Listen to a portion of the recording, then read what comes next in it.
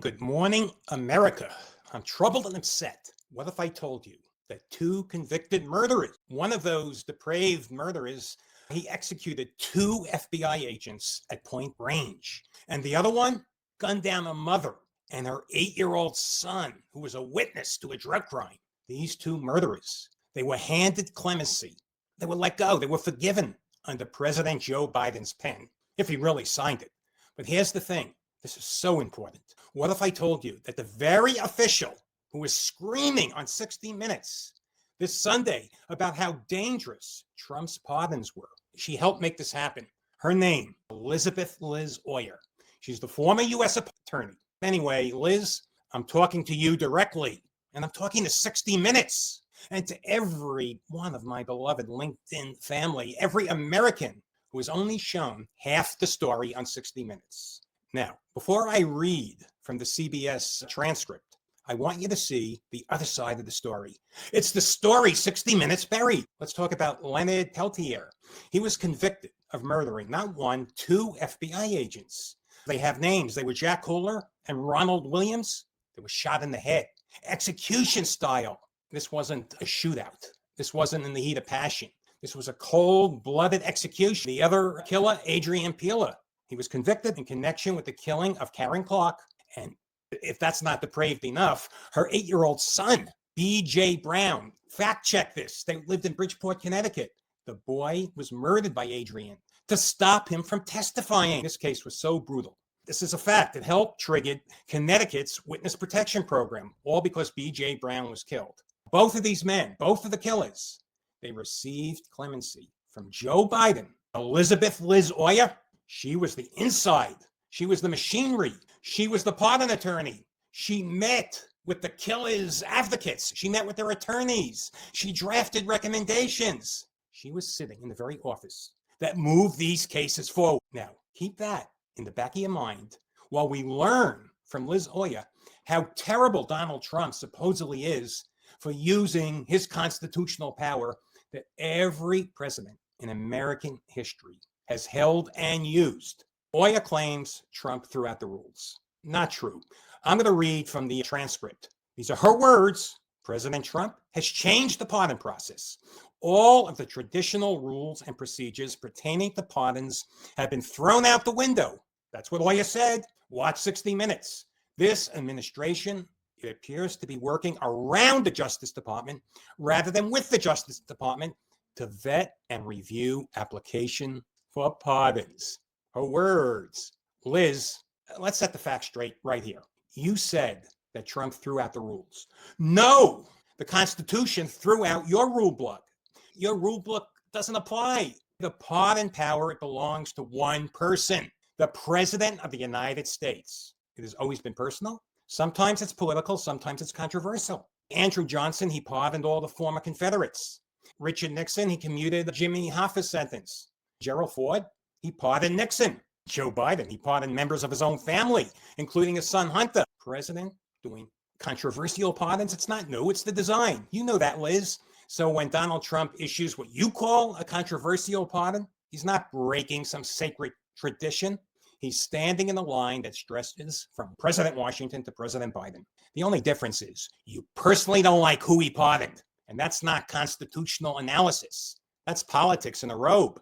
Now let's talk about the myth. And you said it, and I'm going to read your words. This is a lie. Oyer oversaw pardon applications at the Justice Department. This is from 60 Minutes. From 2022 until this past spring. Traditionally, that's true, people applying through the Office of the Pardon Attorney, good conduct, time since conviction, responsibility, background checks, FBI review. That was what you call the rule. It sounds very noble. It sounds very non-political. It sounds very neutral. But this is what you forgot to tell 60 Minutes. Before you ever walked into that office, President Obama's pardon attorney, I want everyone to fact check this, Deborah Leff, Obama's pardon czar, she resigned in protest. It's on the internet. She can no longer do her job because her clemency recommendations were being reversed by higher ups at the DOJ, and she was blocked from even presenting her views to the White House. She said the president was not being given a full set of views on clemency. Now that's the broken system you took over, Liz. A system that was so corrupt, so obstructed, that the previous pardon attorney, she walked away rather than lie about it. Did you tell Scott Pelley that, Liz?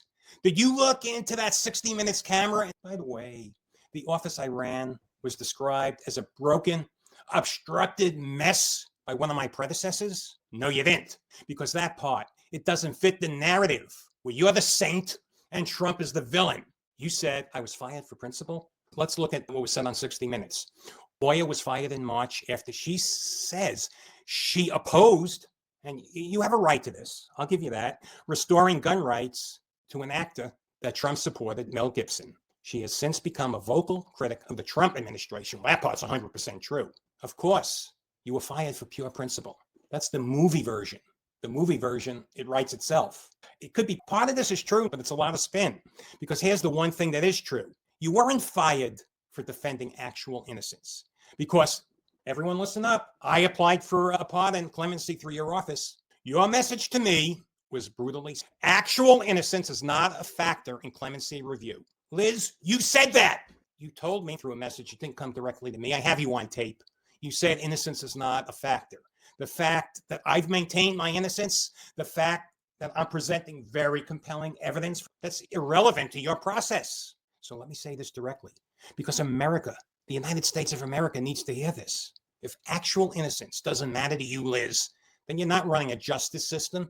You're running a paperwork machine. If innocence doesn't matter, but executing a child, that could be forgiven. As long as the killer is old, he's remorseful, and he's politically connected, or it's politically convenient for your woke president. God knows if he really signed off on those pardons. That's another story. Hey, Liz, that's not mercy. That's madness. Now, Liz, also 60 Minutes. I want you to look at the people that were erased. Let's take a look. This is FBI agent Jack Cooler. He was alive. He was a husband, a son. He died on the ground, shot in the head, point blank range. He begged for his life. Wow. You have the nerve? You signed off on that? Let's look at another one of your victims. This is FBI agent Ronald Williams. He too was executed. Same execution. He didn't get a pardon. He didn't get mercy. He didn't get a second chance. Imagine after his partner was shot in the head, he knew seconds later he would be shot. The splattered brains of his partner were all over his suit. He begged for his life. Oh, but it gets worse. Not that this is good. Let's take a look. That's B.J. Brown, and that's B.J. Brown's mom. B.J. was 8 years old. He was murdered, along with his mother, Karen Clark. Why? Because B.J. Brown was going to tell the truth in the courtroom. B.J. Brown, according to Adrian, he had to go. These people are not abstract people in the law review guide. How could you do that? These are human beings whose blood is on the ground. When we talk about Leonard Peltier and Adrian Peeler, and the fact that Joe Biden gave both of these men clemency, both of them, under the very system you controlled, Liz. Where's the outrage? Where's your outrage? Where's your segment on 60 Minutes about this? Oyer, it says a pardon economy has cropped up. Also from 60 Minutes.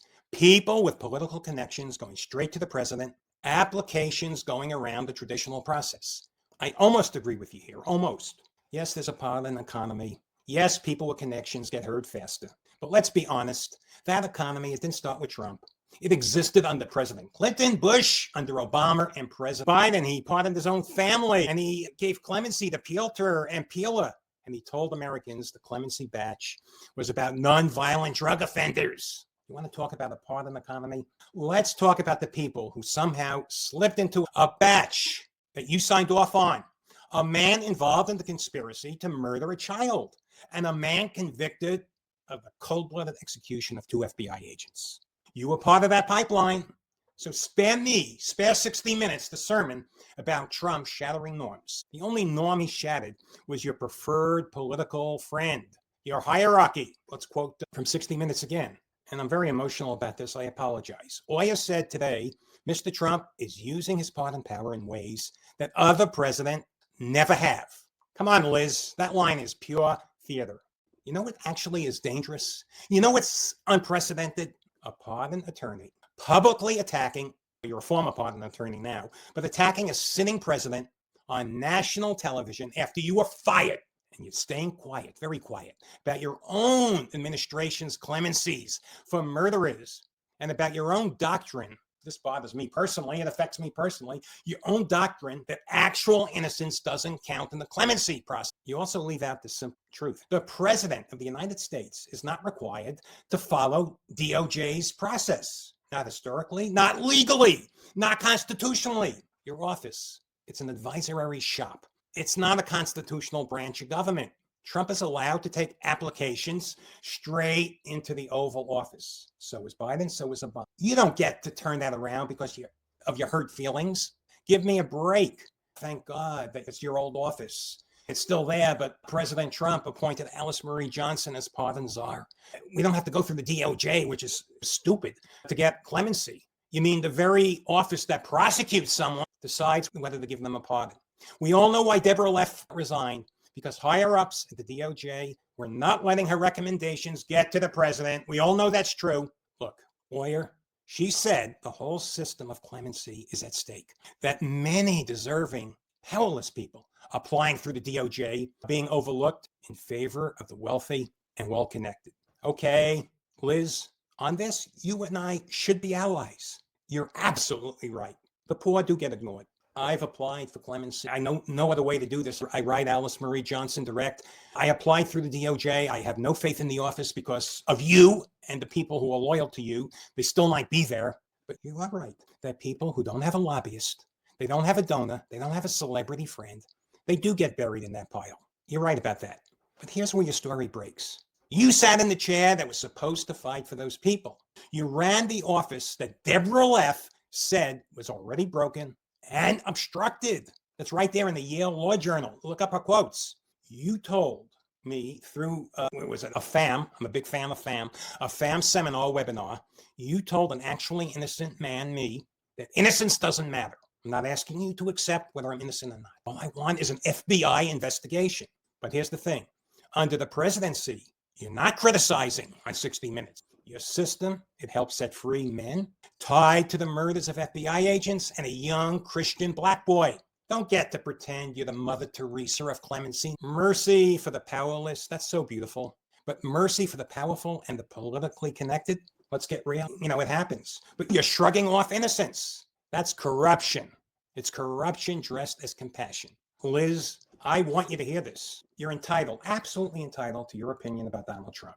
You're not entitled to erase Jack Kohler, Ronald Williams, Karen Clark, and B.J. Brown. You can't take that out of the clemency story. It's depraved. You're not entitled to preach about process while benefiting from a broken system that your own predecessor, Deborah Leff, she couldn't stomach it. You're absolutely not entitled to tell innocent people that innocence is irrelevant. And you go on national TV pretending you're defending justice. And to 60 Minutes, I'm a big fan. I will say that I'm a big fan. You're supposed to be the gold standard of investigative journalism.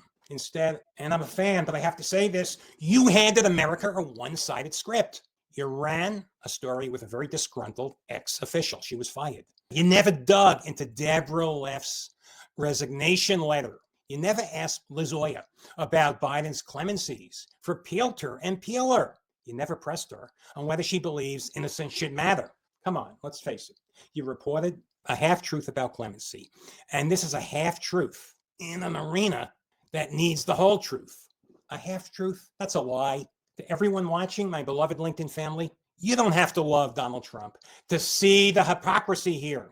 Presidents have always issued controversial pardons. That's their constitutional right, including Joe Biden's right to pardon his son. I'm not complaining about that, but he commuted the sentences of Leonard Peltier and Adrian Peeler. There was so much blood on those crime scenes. But if we're going to talk about dangerous use of the pardon power, then we have to talk about all of it, especially Biden's. We have to talk about the people inside the DOJ who decided that the innocence of a man can wait. Today, I'm telling you the story 60 Minutes didn't tell you. It's the story that Liz Oyer didn't tell you. Now you heard it. So until next time, stay well, swim strong, and I'm begging of everyone, I'm begging you, share this video, put it on your timeline, send it to a news source. Just share it, comment, like it. It will help me propagate the message. God be with you. And I apologize, I've been very emotional. God be with you.